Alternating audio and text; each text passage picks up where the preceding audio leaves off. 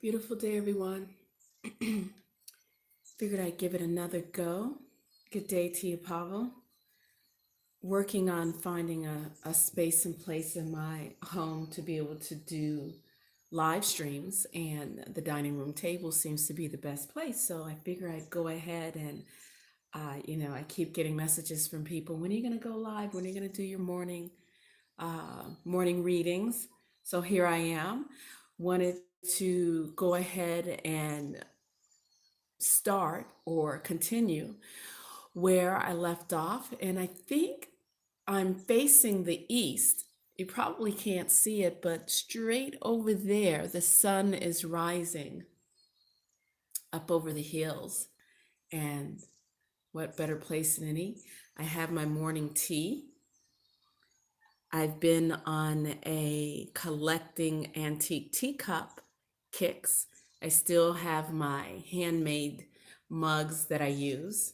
My favorite artist, the Jones, um, the Potters from Reading, Pennsylvania. And I like to pick up teacups. Welcome, not applicable. I like to pick up teapots from the secondhand store as well as teacups. So let's go ahead and get started with no further information, I guess. This is Tamala Gainer Priestess Heart. Our I Ching chart that we have here can be found on Benebell Wynn's website. And I'm not sure, she's got a lot of resources that are available for download, free downloads. I'm not sure if this came as part of the I Ching practitioner course. I've had it for a couple of years now, or if it was just one of the downloads. It's so an amazing Taoist charging grid. So I thought it was wonderful. And of course, we have Kuan Yin there. We have Kuan Yin there in the background, as well as we have this Flower of Life grid right here that can be found. I don't know if she still sells them because, again, I've had this one probably for at least 2 years. Big Liz Conjure.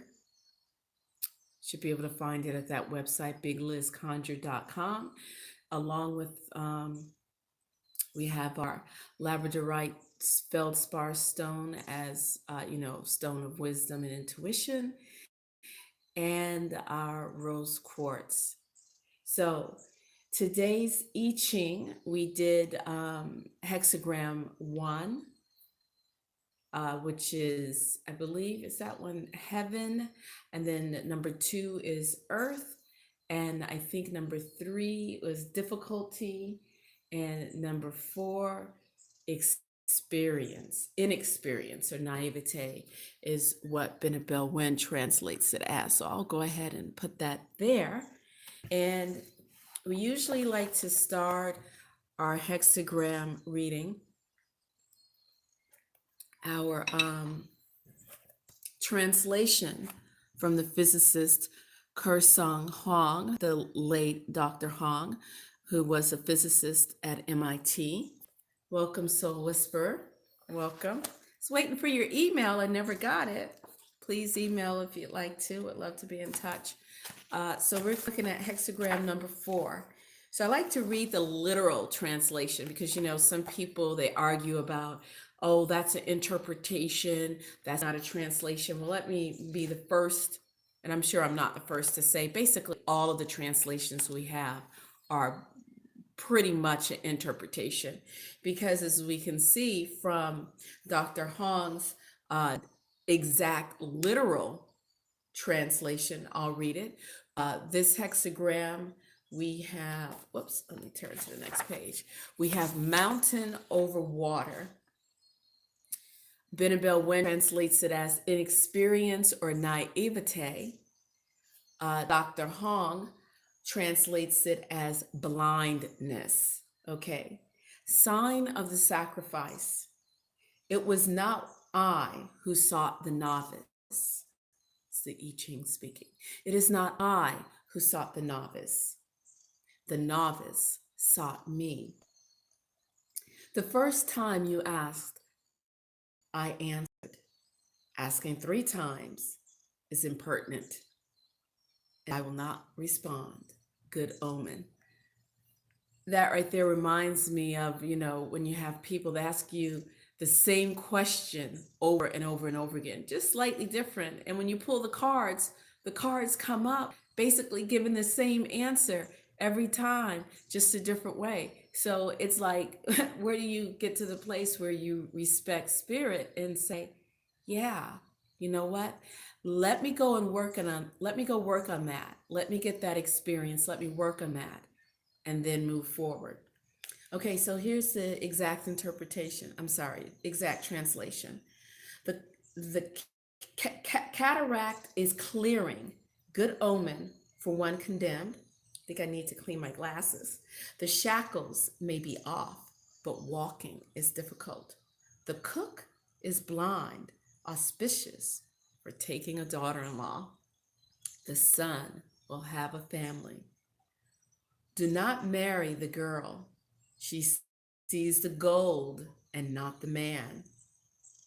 Nothing good will come of it. Trapped and blinded, difficulty. Childlike naivete, all goes well. Strike the blind, only in defense, never in offense. So from there, we'll pick up Benabel Wynn's translation to help us along the way. And if you're interested in having a reading, you can contact me at priestessheart1, the number 108 at gmail.com. I do readings there. You can we can set up an appointment, and links for Cash App or Venmo or PayPal are down below. But it's best to sort of set up an appointment with me first before sending a payment, so that way I can make sure that I can get my reading to you in a timely fashion. So Benabel Wynn translates this hexagram as inexperience. You are focused on the wrong inquiry. Divination does not seek out the inexperienced fool. The inexperienced fool seeks out divination. The divination here shall give no further information unless the inexperienced fool can return with the proper sincerity. You must find the right teacher to learn the right attitude. Be aware of your inexperience. Ignorance is pervasive, yet to err is not evil. Do not seek out divination again until you have mastered the teaching. That's like when the yarrow stalks or the coins are leading you back to the same hexagrams or different hexagrams, but pretty much are telling you the same thing. Go and do the work yourself. Do the work, do the work, do the work. That still small voice is in the back of your mind telling you what you need to do. There's a meme that I saw on Facebook. I've seen it a couple of times in people who do tarot. It's like that friend who comes to you and asks the question, is he cheating on me or should I leave him? And pretty much the cards are laid out. It says, leave him or stop asking. Okay, that's my alarm because it's 7 o'clock. All right, so, and last but not least, I like to bring in Brian Brown Walker, our brother Brian Brown Walker, the I Ching or Book of Changes, a guide to life's turning points. And I've mentioned before, if you only had one I Ching book outside of the I Ching itself, one translation, and you just wanted to have that inspiration, that daily inspiration, it would be this book. Okay, Youthful Folly, Meng is the name of the I Ching in the Mandarin. Meng, probably not pronouncing it correctly, Meng. Even the foolish can attain wisdom by modestly following the sage. And many have interpreted the sage as being the inner voice of wisdom. Folly is a characteristic of youth. Those who have held, those who have had little experience generally exhibit little wisdom. This is true of us in a spiritual way as well. In comparison to the sage, we are babes in the woods. The hexagram Ming counsels us to utilize the I Ching as a lantern so that we may survive our youthful folly and travel safely through the woods of life. There is no shame in seeking guidance in life. A child is eager to be shown the way by his parents and teachers, and we are wise to recognize that in spiritual terms, we are akin to children. Our success will come quicker if we find and follow a wise teacher. The sage is available to serve in this way for those who approach the I Ching with a sincere desire to learn and grow. To study the I Ching is to gain the perspective of the deity, to learn the cosmic lesson inherent in every situation that faces us. If we truly look for and strive to comprehend these larger lessons, we gain mastery over fear, doubt, and anxiety. We learn from study of the I Ching. Wait a minute, I just lost my space. We learn from study of the I Ching to live in a state of understanding, contentment, and acceptance. But several things are required of us. The first is that we suspend our mistrust of the unknown and allow the sage to lead us.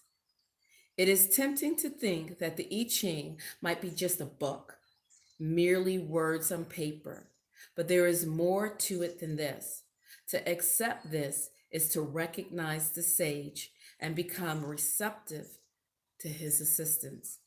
The second thing required of us is that we quiet the demands of our egos for comprehensive answers to our questions about life. The I Ching teaches us not how to get from A to Z, but how to get from A to B, and then B to C, then from C to D. The sage travels step by step, dealing always with what is immediately at hand and bringing complete focus and concentration to the moment. By doing the same, we fall into step with and receive the help of the creative power of the universe. Lastly, we are required to unstructure our attitude by abandoning strategies about people and situations. We let the past and future go and meet the present with an open mind. To be unstructured and open is to allow the sage to guide us safely and joyfully through life. The image of Ming is that of a stream beginning to flow down a mountainside, filling each ravine and hollow place as it goes. If we persevere in following the sage, seeking the counsel of the I Ching, and filling in the gaps in our character as they are revealed, we will be led to lasting success in life. It's a journey, not a destination. It's basically what I read there. The I Ching or um, any form of divination whether it's Ifa, whether it's casting of lots, whether it's tarot, rolling the dice. It's not going to tell us how do we get here and how do we get to that, far off goal over there. Is where's the energy taking us? How does the energy get us from A to B and then B to C and D to E, etc., moving forward. It's a step-by-step journey in life, and every day it's going to be different. I guess taking time to listen to that still small voice, taking time to read the signs that are around us. And I like that phrase that Brian Brown Walker used in there, having an unstructured attitude, going into a situation believing this is the way it's always been done, this is the way it has to be done, so this is the way we're going to do it.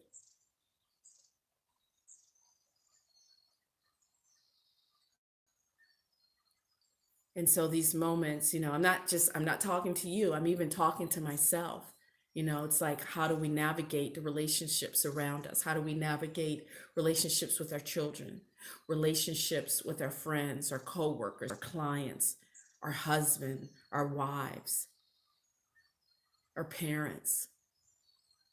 Having an unstructured mind, learning to be less rigid, learning to meet the moment where we are, in the energy of where we are.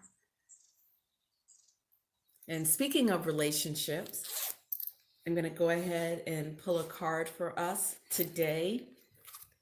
And then we're going to let this live stream go no more than 20 minutes. From the Psychic Tarot for the Heart. I love these cards. There's 65 cards.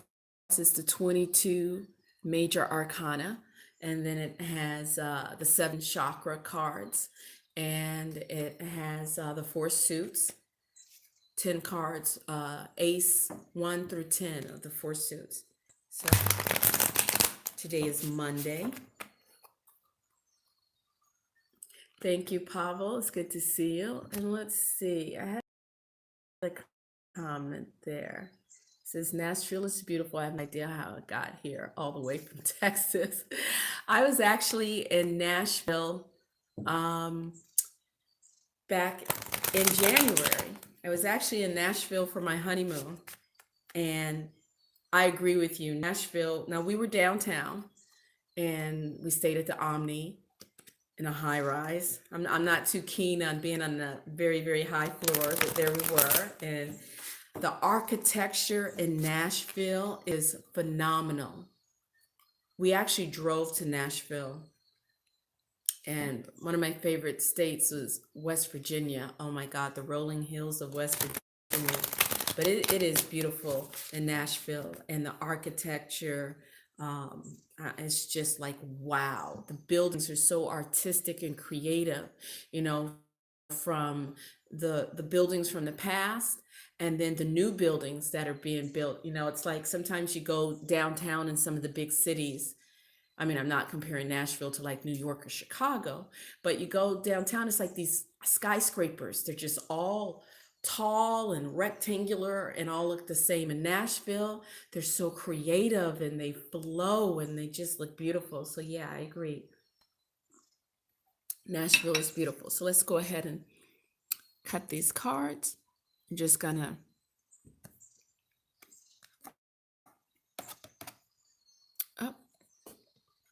change your focus. That's the card we have today. In creating relationship with yourself, with others, change your focus. What are you focusing on? Are you focusing on the behavior of the other person? Remember the advice from Brian Brown Walker's I Ching or Book of Changes? Have an unstructured attitude. That's part of changing your focus, because when your attitude is structured, you're just going down this linear path. But here, the Psychic Tarot of the Heart is reminding you today to change your focus. Change your focus, and you'll be surprised at what new ideas, what new attitudes, what new energies come your way when you change your focus. Sorry, my hand is bouncing up and down. So there you go. All right, thank you guys for joining me this beautiful sunrise. You see the light is getting brighter and brighter out there. My little one is up and it's 7:11 a.m. Time for me to cook breakfast and pack his lunch and get ready for school and start my day. I'm going to try to attempt to do some painting today after I fold the mounds of laundry around me. So maybe I might try to come live a little bit later on when I start doing some paintings. Okay. Thank you so much for being here. I wish you peace and great bliss, a beautiful day. If you need to contact me again, is Priestess Heart 108. The number's 108 at gmail.com. Much love, much love, much love. And let's remember to try to put our wisdom to use and gain some experience. Peace. Until next time.